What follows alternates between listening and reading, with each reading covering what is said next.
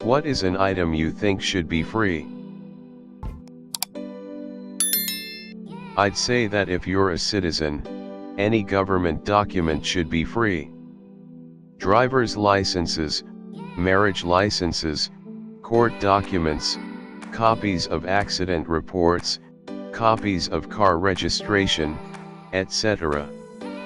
Maybe still pay a fee for the service, like the processing of your car's registration if you live in a place that require it, but additional/replacement copies of the registration should be provided at no fee. In my hometown, Kielce, Poland, I guess that is in Europe, I've not come across a public toilet that you'd have to pay for. Sure enough, some of them are not exactly perfectly hygienic, but as long as you're only for a quick pee, and have strong thighs when you can't physically pee standing, you'll be just fine. I can give you a list of the better and the worse ones if you need one.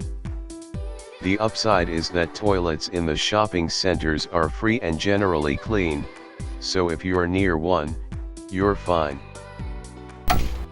I'm not saying that that has never happened, but it's extremely rare.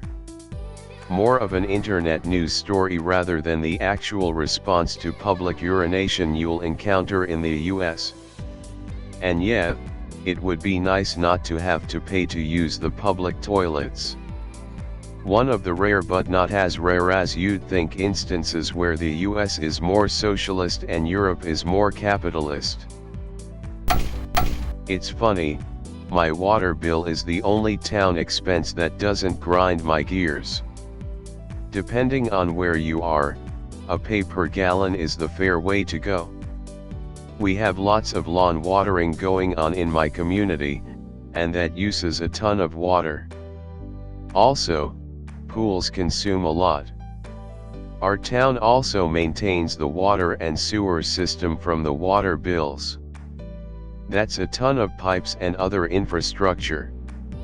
None of that is inexpensive, so a pay per gallon fee seems reasonable. Free at the point of use. I feel like cost price at the point of use would be better, to encourage people not to waste it.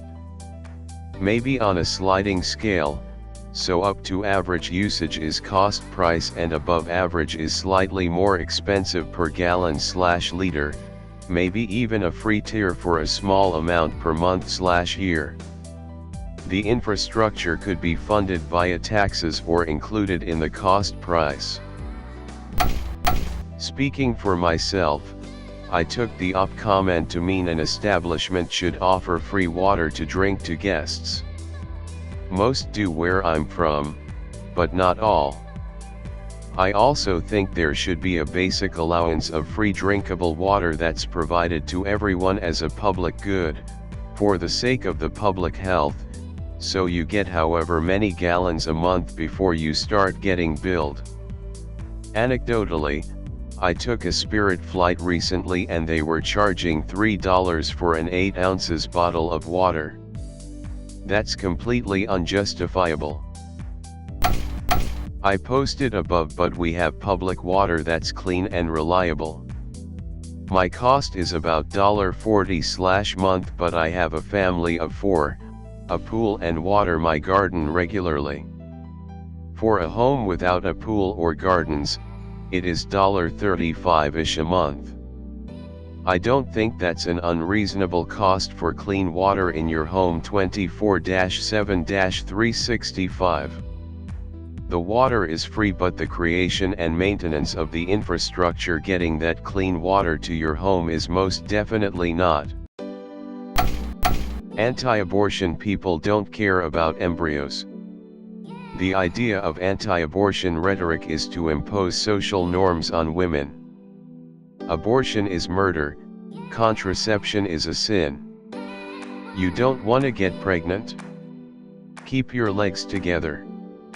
If they truly cared about embryos and fetuses and babies, they would promote contraception, free medical care and paid time off, when needed, for pregnant women, adequately long, paid maternity leave, and free universal daycare/preschools.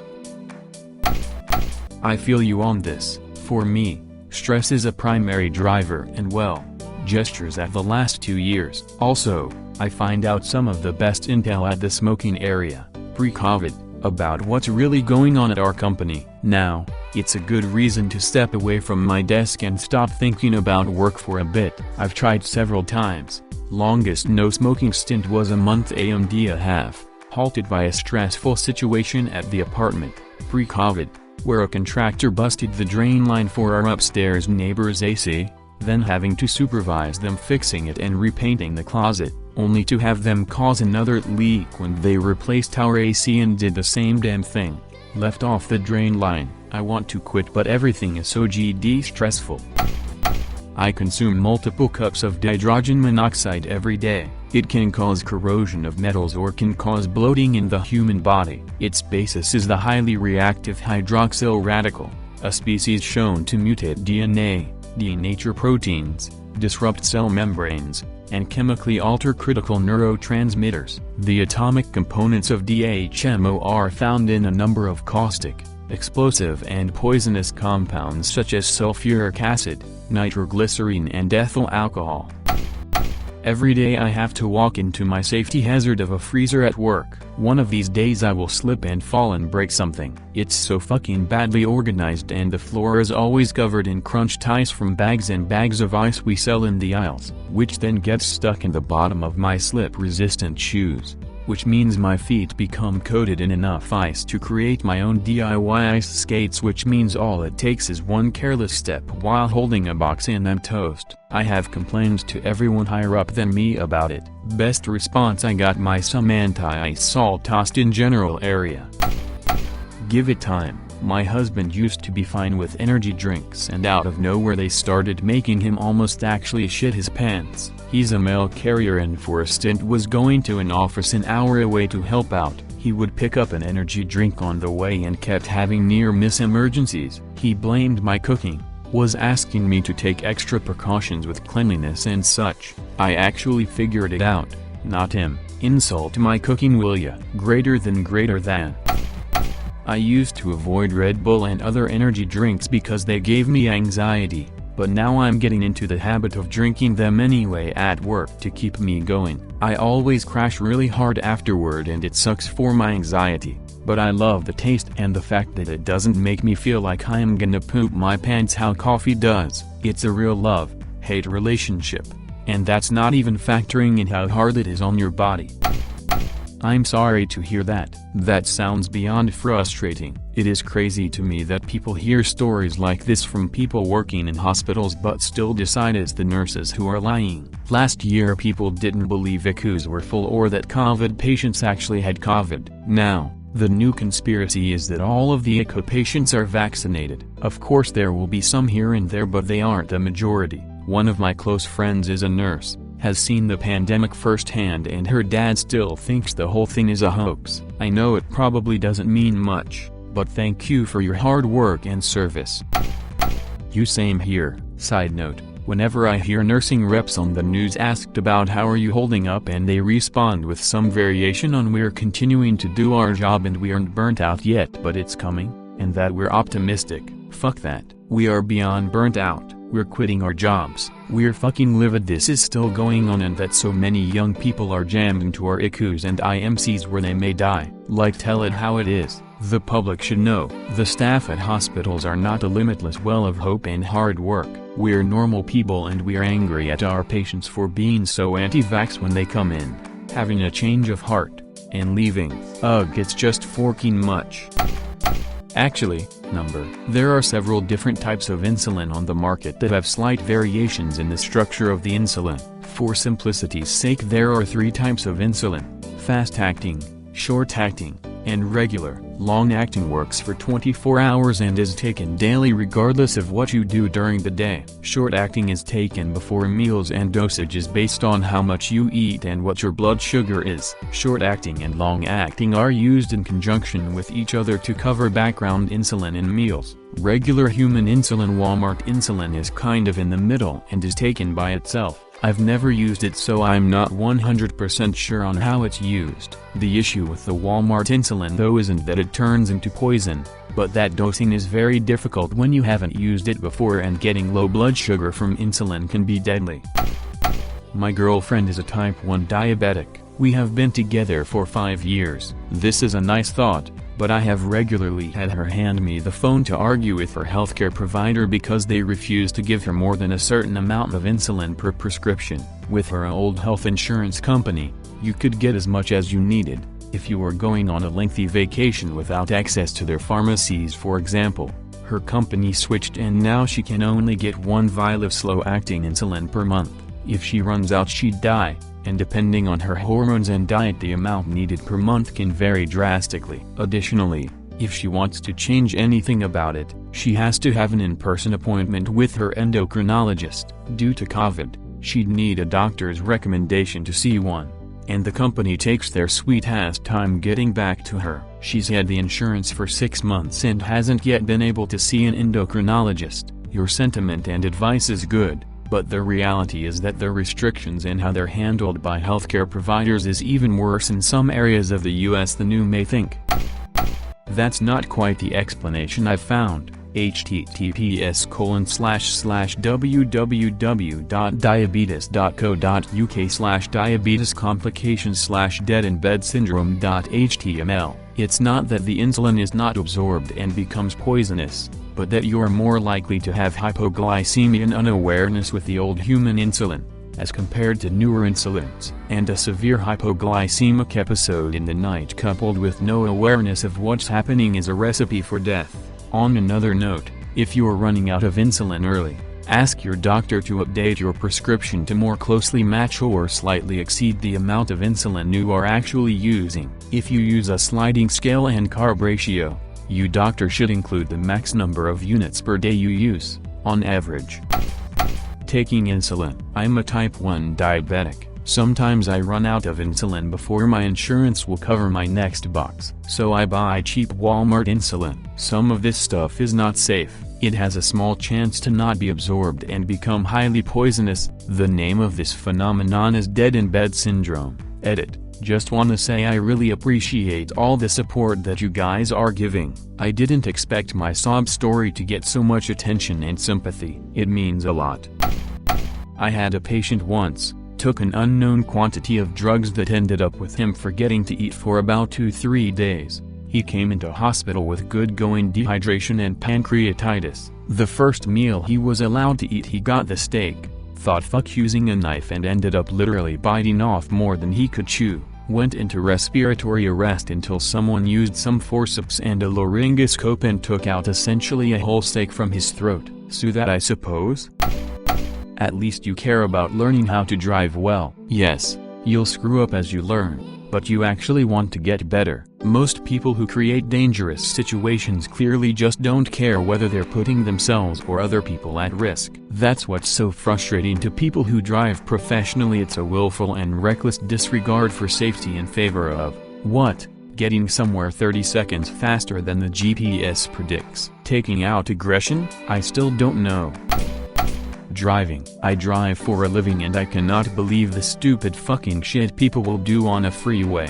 It's insane, and honestly it's almost killed my sympathy for people who get into car accidents, cause I can't help but wonder if the person involved was doing something dumb. The only thing that lets me hang on to it is knowing that even if that were true, there could have been other people driving safely that were hurt as well. Stop driving like fucking idiots, people. It's not just your life you're putting in danger. Yup, frown, late 20s here and would drink on and off here and there in binges. During COVID it hit bad and have been drinking a lot this last year. I'm going in for ultrasounds and blood tests to make sure I'm okay. I'm on day 5 of no drinking right now and don't want to look back. I hope I didn't mess up anything, but I'm at the point where I don't want to make it worse. If it helps motivate you, I can explain what dying from alcoholism is like. It's probably one of the single worst ways to die as your body shuts down. Edit. It will be a bunch of simplified, possibly wrong stuff, and I am no expert. This was written with thumbs. Alcoholism carries significant physical risks. Addiction is always a psychological problem which requires treatment in a dedicated alcohol rehab facility. A Google search will direct you to local help better than I can. TLDR, end-stage alcoholism is the most destructive. By the time you die, it's probably a mercy, but it won't be for the people who ultimately find you. These are just some of my experiences. I'm the son of 2 alcoholic parents. My dad has been recovering for over 20 years now. The woman who gave birth to me is still very much an alcoholic. We don't talk. I've seen it in person. Grew up with it.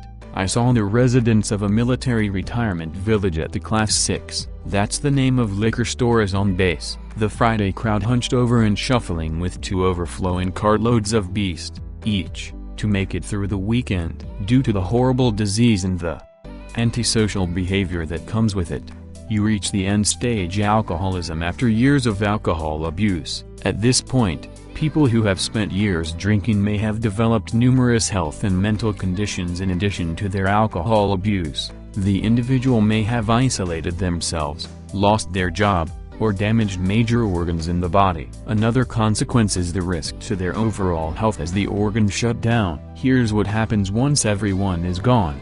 Someone complains about how the smell is overpowering and they find you. What will be found is a shriveled body on the ground covered in feces, urine, vomit, and other body fluids.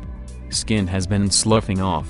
Google that one with care. There is a trail of human waste from your bed to your bathroom. You stopped cleaning and bathing a long time ago. No one comes by anymore. It's been a long time since you have seen anyone that's not the guy at the checkout. Cans are everywhere. But you quit drinking cans a long time ago too.